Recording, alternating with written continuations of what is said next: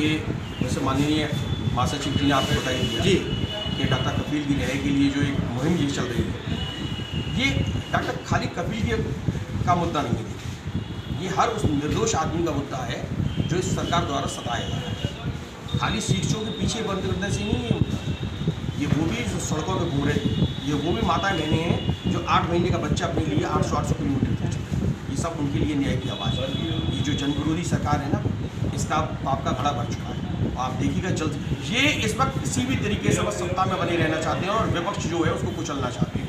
विपक्ष की जो सकारात्मक चीज़ें हैं, सकारात्मक भूमिका है, उसको नकारात्मक बनाने में ये लोग लगे हुए हैं। इनका सिर्फ उद्देश्य ये है कि हम किसी तरह से सत्ता में बने रहें, उसके लिए ये पूरी तरह से जनविरोधी कार्य कर रहे हैं और जनता में उसका एक बहुत नेगेटिव मैसेज आ रहा है। जनता इनको जवाब देना चाहती है, लेकिन आप ये देख रहे हैं कि किस तरह से जनता की आवाज़ को कुचलाया जा रहा है, किस तरह से दबाया जा रहा है।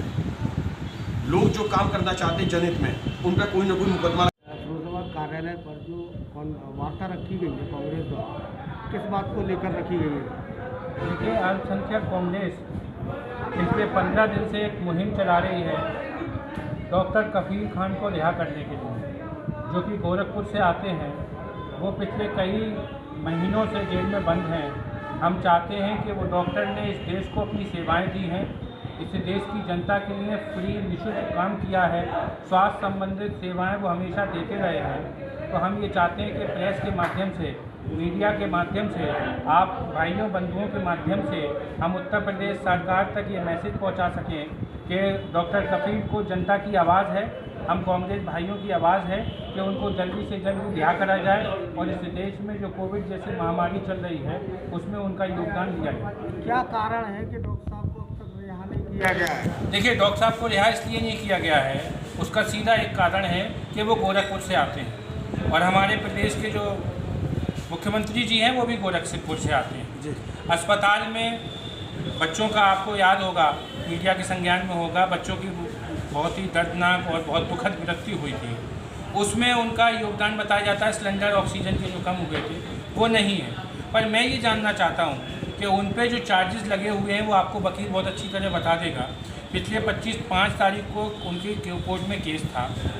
जज साहब ने उनसे ये कहा, उत्तर प्रदेश सरकार से ये कहा कि हम आपको और समय नहीं दे सकते, जल्द से जल्द उनको रिहा नहीं करना है, जेल में भेजना है, ये कोर्ट को फैसला करना पड़ेगा। आप अपनी बात रखिए। उन्होंने 1 महीने का टाइम मांगा, कोर्ट ने कहा पहले ही बहुत लंबा समय चल रहा है। तो अंत में ये हुआ कि कोर्ट से टाइम मिल गया। टाइम मिलने के बाद उनसे जेल में एक बॉन्ड 3 महीने और जेल में वो रहेंगे, इसका उनको साइन करना पड़ा। तो हम ये चाहते हैं कि सरकार का उसमें इन्वॉल्वमेंट है, तो सरकार जल्द से जल्द उनको रिहा करे और उनकी सेवाएँ ले। डॉक्टरों की कमी है, देश में कोविड चल रहा है, उनकी सेवाएं ले। देश में जो जिस काम आ सकता है, सरकार को ये चाहिए कि उसका काम देश के लिए लेना चाहिए। एक हमारा आदमी जेल में बंद है और वो देश के लिए काम कर सकता है, तो क्यों ना लिया जाए?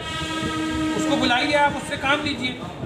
हमारी यही मांग है और ये जनता की मांग है। हम जनता तक पिछले दिनों में गए, हमने हस्ताक्षर अभियान भी कराया, वीडियो के माध्यम से भी बात रखी। तो हम यही बात आपके माध्यम से रखते हैं सरकार से कि उन्हें जल्द से जल्द रिहा करें।